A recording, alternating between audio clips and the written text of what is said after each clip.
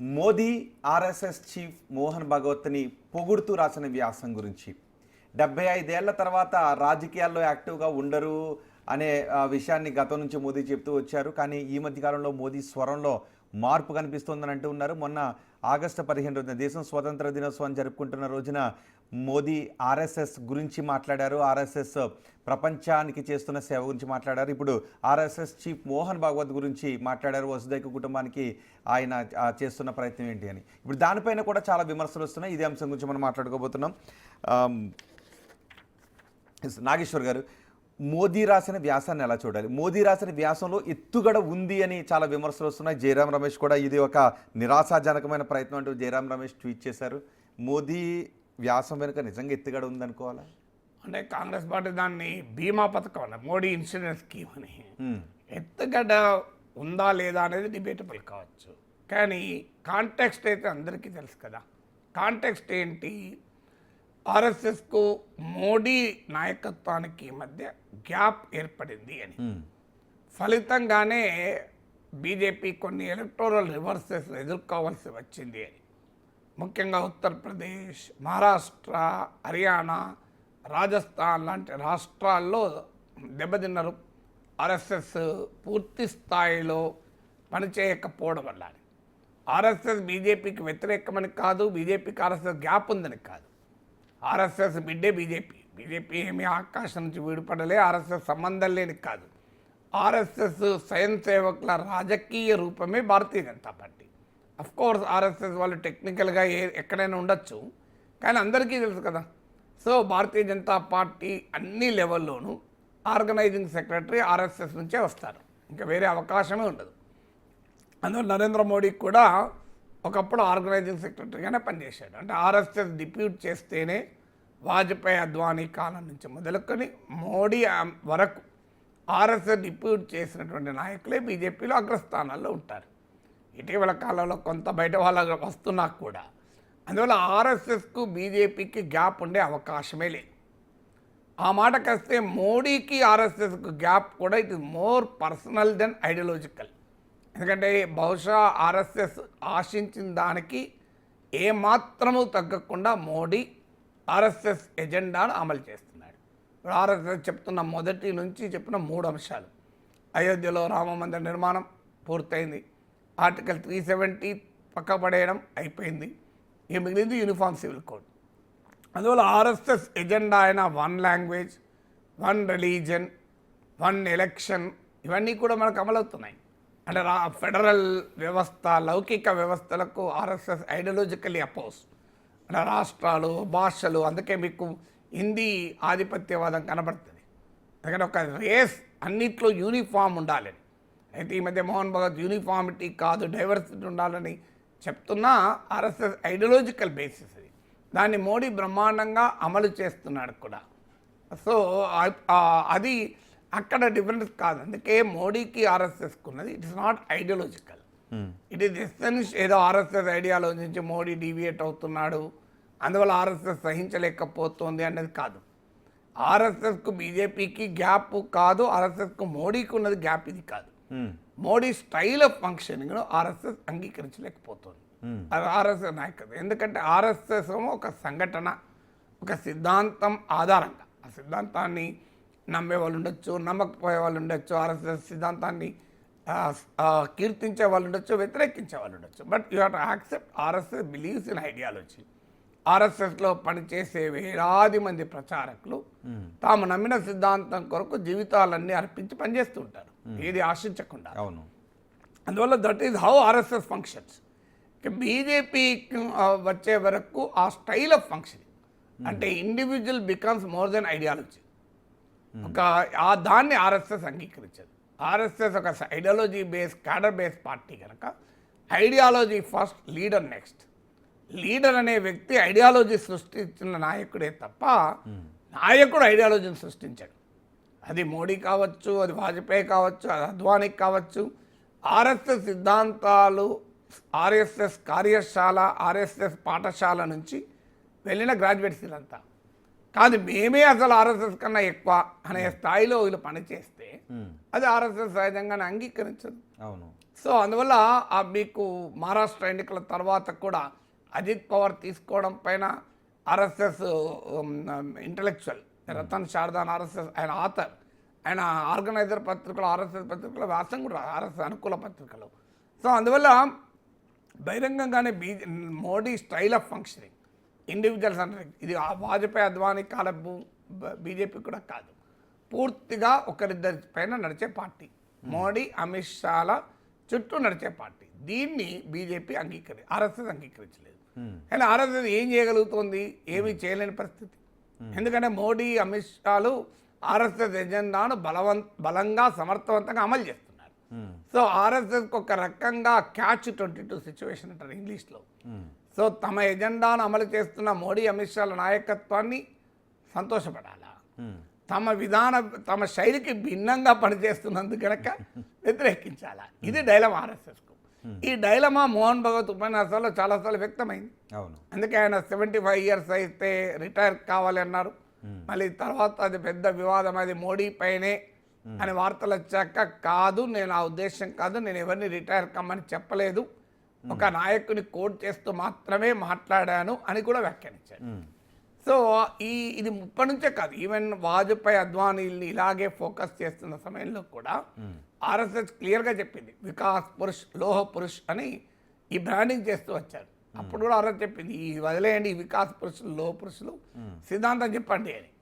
ఎందుకంటే ఆర్ఎస్ఎస్కు సిద్ధాంతం ముఖ్యం, నాయకుడు తక్కువ తర్వాత.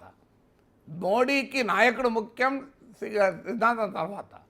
సిద్ధాంతం పట్ల నిబద్ధత ఉండొచ్చు మోడీకి, కానీ ఇప్పుడు ట్రంప్ స్టైల్ ఆఫ్ ఫంక్షనింగ్ మనకు తెలుసు కదా. Trump represents conservative Republican ideology, కానీ ట్రంప్ ఏంటి, is more than the ideology. So బీజేపీకి ఏంటి, దాన్ని అలాంటి శైలి బీజేపీ అంగీకరించదు, ఎందుకంటే ఆర్ఎస్ఎస్ పునాదుల మీద పుట్టిన పార్టీ కనుక. కానీ మోడీ వల్ల ఓట్లు వస్తున్నాయి. అంటే Modi style of functioning is both an asset and liability ఆర్ఎస్ఎస్కు. ఎందుకంటే ఇవాళ నేషనల్ ఎలక్షన్ స్టడీస్ సిఎస్డిఎస్ వాళ్ళ అధ్యయనానికి కూడా 1/3 ఆఫ్ ద ఓటర్స్, ఈవెన్ 2024లో కూడా 1/5 ఆఫ్ ద ఓటర్స్ మీకు మోడీ చూసి ఓటేశారు.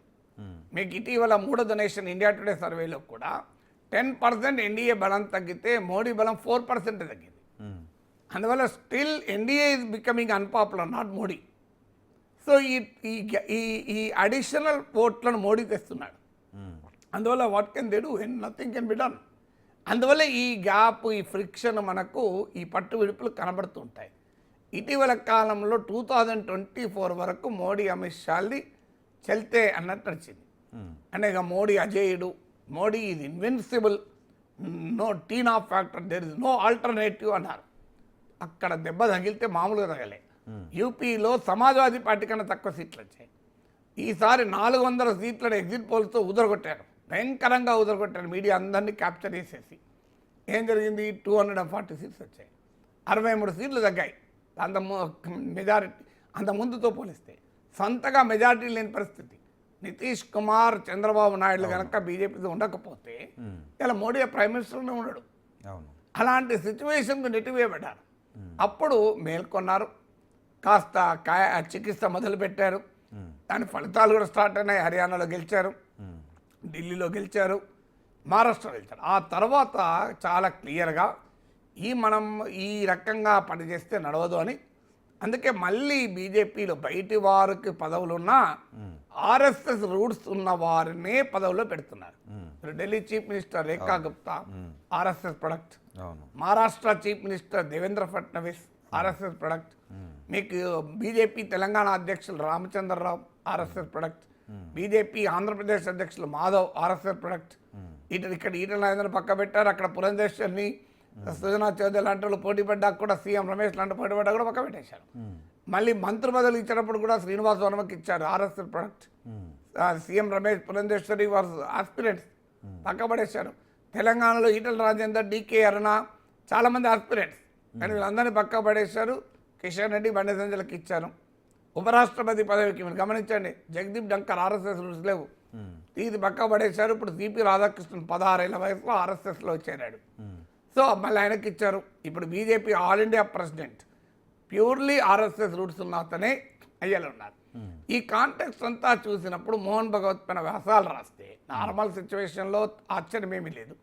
ఆర్ఎస్ఎస్ 100th యానివర్సరీ ఆర్ఎస్ఎస్ పైన వ్యాసం రాస్తే కూడా తప్పేమీ లేదు.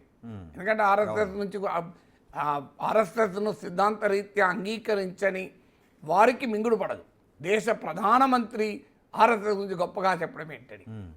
ఇప్పుడు ఎర్రకోట నుంచి కూడా స్వాతంత్ర దినోత్సవంలో ఆర్ఎస్ఎస్ గురించి మోడీ గొప్పగా చెప్పాడు. కానీ ఈ మోడీ ఎవరు? ఆర్ఎస్ఎస్ బిడ్డ. మరి ఆ దేశానికి ప్రధానమంత్రిని కూడా ఆర్ఎస్ఎస్ ఇవ్వగలిగింది కదా. ఇప్పుడు ఆర్ఎస్ఎస్ సిద్ధాంతాన్ని నమ్మని వరకు అది రుచించదు. కానీ ఆర్ఎస్ఎస్ సిద్ధాంతం పట్ల దాన్ని ఏదో ఓడించాలన్న లక్ష్యం లేని ఎవరికైనా వేరే వాళ్ళకు what is wrong in it? RSS బిడ్డ దేశ ప్రధాని అయ్యాడు, దేశ హోంమంత్రి అయ్యాడు, దేశ రాష్ట్రపతి అయ్యారు, దేశ ఉపరాష్ట్రపతి అయ్యారు. ఆ స్థాయికి వచ్చిన తర్వాత తమ మాతృ సంస్థను గౌరవించడం పెద్ద నేరం కాదు, తప్పు కాదు కదా. ఆయన నా స్కూల్ నన్ను పిలిస్తే మందమరిలో సింగరేణి హై స్కూల్లో 10వ తరగతి చదివాను. నా స్కూల్ వాళ్ళు పిలిస్తే నేను సంతోషంగా వెళ్తా కదా. ఎందుకంటే నాకు అన్ని పనులు వదులుకుంటా. ఆక్స్ఫర్డ్ విశ్వవిద్యాలయం నన్ను లెక్చర్కి పిలిచి అదే రోజు నేను చదువుకున్న స్కూల్ పిలిచింది అనుకో, నేను బహుశా అవకాశం ఉంటే మార్చుకోవడానికి ప్రయత్నం చేస్తా. తప్పదని కూడా ఆక్స్ఫర్డ్ వదిలేసి మందమరికి వెళ్తా. ఎందుకంటే దట్ ఈస్ మై స్కూల్. అందువల్ల ఆ మాతృ సంస్థ పట్ల ఆ గౌరవం ఉండడం నేరం కాదు. మరి కాంగ్రెస్ చెప్పండి. అయితే కాంగ్రెస్ పార్టీ వ్యతిరేకంగా వాళ్ళు ఆర్ఎస్ఎస్ సిద్ధాంత రీత్యా వ్యతిరేకిస్తారు కనుక వాళ్ళు అంగీకరించరు. సో అందువల్ల కానీ ఇక్కడ ఆర్ఎస్ఎస్ను కాదు పొగుడుతూ రాసింది. ఆర్ఎస్ఎస్ పొగుడుతూ రాస్తే నాలంటోడు అభ్యంతరం చెప్పడు. That is his commitment. ఇప్పుడు కేరళ ముఖ్యమంత్రి పినరాయి విజయన్ మార్క్సిస్ట్ పార్టీ గురించి గొప్పగా రాసాడు, తప్పదేమన్నా. కారణం మార్క్స్ సిద్ధాంతాల గురించి రాసాడు, నేరం కాదు కదా. ఆయన మార్క్సిస్ట్ సిద్ధాంతం గురించి రాస్తాడు. కార్ల్ మార్క్స్ సెంటనరీ సెలబ్రేషన్స్ లేకుంటే ఇంకోటి గురించి రాసాడు, తప్పు పట్టం కదా మనము. ఆయన సిద్ధాంతం అది. కానీ ఇక్కడ మోహన్ భగవత్ను పొగుడుతూ రాశాడు, అది పాయింట్. జనరల్గా ఆర్ఎస్ఎస్ శైలి కూడా అది కాదు. ఆర్ఎస్ఎస్ సరసంఘ చాలకులు ఎవరు కూడా మీకు ఆ రకంగా ప్రొజెక్ట్ అయి ఉండరు. వాళ్ళు దే ఆర్ పార్ట్ ఆఫ్ సంఘటనలో భాగంగానే ఉంటారు తప్ప ఈ పర్సనాలిటీ కల్ట్ను ఆర్ఎస్ఎస్ అంగీకరించదు. కరెక్ట్. మోడీ ఆర్ఎస్ఎస్ను కాకుండా మోహన్ భగవత్ పొగుడుతూ వచ్చాడు. ఎందుకంటే ఇటీవల మోహన్ భగవత్ వ్యాఖ్యలు డైవర్సిటీ ఉండాలి ఇలాంటి చాలా మాట్లాడారు అతను. సో ఆ వ్యాఖ్యలు కరెక్ట్గా మోడీకే తగులుతున్నాయి. వాస్తవంగా ఇప్పటిదాకా ఆర్ఎస్ఎస్ సిద్ధాంతాన్ని రూట్స్ ఉన్న నితిన్ గడ్కరీ లాంటి వాళ్ళని మోడీ అమిత్ షాలు పక్క పెట్టారు. కానీ ఇప్పుడు మోడీకి అనివార్యమైపోయింది. ఎందుకంటే ఆ మోడీ బీజేపీయే పెట్టుకున్న రూల్ 75 years రిటైర్ కావాలి. ఎల్కే అద్వానీ అసలు ఇవాళ భారతీయ జనతా పార్టీ స్థాయిలో ఉందంటే ఆయన ఆధార కారణం అద్వానీజీ కాకుండా ఇంకెవరు కారణం. సో ఆయన స్వహస్తాలతో భారతీయ జనతా పార్టీని ఈ స్థాయికి తీసుకొచ్చాడు. 75 years అయితే తీసి పక్క పడేశారు, అవునా కదా. కనీసం ఆయన రాష్ట్రపతిగా చేయలేదు, ఎంత అన్యాయం చూడండి. ఎల్కే అద్వానీకి భారతరత్న కూడా ఎప్పుడు ఇచ్చారు? రాజకీయ అవసరాల కొరకు చరణ్ సింగ్, కర్పూరి ఠాకూర్ వీళ్ళందరికీ ఇచ్చాక తప్పక సంఘ సేవకుల నుంచి వ్యతిరేకత వస్తున్న సమయంలో అద్వానీకి ఇచ్చారు. అప్పటిదాకా ఇవ్వలేదు. అద్వానీకి సన్నిహితంగా ఉన్న అందరినీ పక్క పెట్టారు. Murali Manohar Joshi 91 years RSS ideology పట్ల కంప్లీట్ ఉన్నాడు. ఇది ఇంటలెక్చువల్ ఆల్సో. ఆర్ఎస్ఎస్లో ఉన్న మేధావి వర్గంలో ఒకరు. మన మురళీ మనోహర్ జోషి నుంచి రామ్ మాధవ్ వరకు ఆర్ఎస్ఎస్లో కూడా ఒక థింకర్స్ ఉంటారు. అలాంటి థింకర్లో ఒకరు మురళీ మనోహర్ జోషి. ఇటీవల ఆర్ఎస్ఎస్ స్వదేశీ జాగరణ మంచి ఎకనామిక్ సిద్ధాంతాలపైన ఆర్ఎస్ఎస్ సమావేశం ఢిల్లీలో. అందులో ఆయన చూడండి, నేను ఉపన్యాసం ఆయన ఎకానమీ, జీడిపి, వికసిత భారత్, ఈ జీడిపి హైప్, ఈ 3rd largest ఎకానమీ, 4th చీల్చెండాడు ఆయన. ఇది కాదు గ్రోత్ అంటే అన్నాడు. దాంట్లో అమర్త్య సేన్ కూడా కోట్ చేశాడు. అడుగడుగున బీజేపీ వ్యతిరేకించి ఆర్ఎస్ఎస్ వ్యతిరేకించి అర్థరాష్ట్రవేత్త అమర్త్య సేన్. అమర్త్య సేన్ ఇది ఓపెన్ క్రిటిక్ ఆఫ్ బీజేపీ అయినా కూడా మురళీ మనోహర్ జోషి కోట్ చేశాడు. అలాంటి థింకర్స్ కూడా పక్క పడేశారు కదా. ఉమాభారతి ఎంత ఫైర్ బ్రాండ్ నాయకురాలు, ఇప్పుడు ఎక్కడున్నారు ఎవరికైనా తెలుసా? సో ఇది ఎందుకు మరి ఇదంతా జరిగిన తర్వాత ఇప్పుడు 75 years మళ్ళీ మోడీకే వచ్చిందాక ఏం చేయాలి? సో ఇప్పుడు ఆయన ఆ 75 years అనే రూల్ నుంచి ఎగ్జంప్షన్ కావాలి. అందువల్ల ఇప్పుడు మోహన్ భగవత్ను కీర్తిస్తూ రాస్తున్నాడు అనే చర్చ రాకుండా పోతుందా? కాంటెక్స్ట్ ముఖ్యం కదా. అది నిజమా ఎత్తుగడనా అని మీరు అడిగారు. ఎత్తుగడ కాదు అనుకుందాం, కానీ క్లియర్గా కనబడుతున్నప్పుడు మీరు ఎన్నడూ రాని వారు మా ఇంటికి వచ్చారనుకోండి, ఏదో పని ఉంది కదా రోహిత్ అనుకుంటాను అనుకోనా. రోజు వచ్చిన వాళ్ళు ఎవరు వస్తే ఏం ప్రాబ్లం లేదు. ఎన్నడూ రాని వాళ్ళు ప్రత్యేకంగా వచ్చారనుకోండి, సంథింగ్ ఇస్ దేర్ అనుకుంటారు కదా. అవును, రైట్. ఇప్పుడు అదే చర్చ జరుగుతుంది. ఓకే, ఒక చిన్న బ్రేక్ తీసుకుందాం. బ్రేక్ తర్వాత ఇటు ఉపరాష్ట్రపతి ఎన్నికల్లో జరిగిన క్రాస్ ఓటింగ్ పైన ఇండి కూటమి నేతలు ఒకరిపై ఒకరు విమర్శలు గుప్పించుకుంటున్నారు, మల్లగుల్లాలు పడుతున్నారు. దానికి సంబంధించిన వివరాలు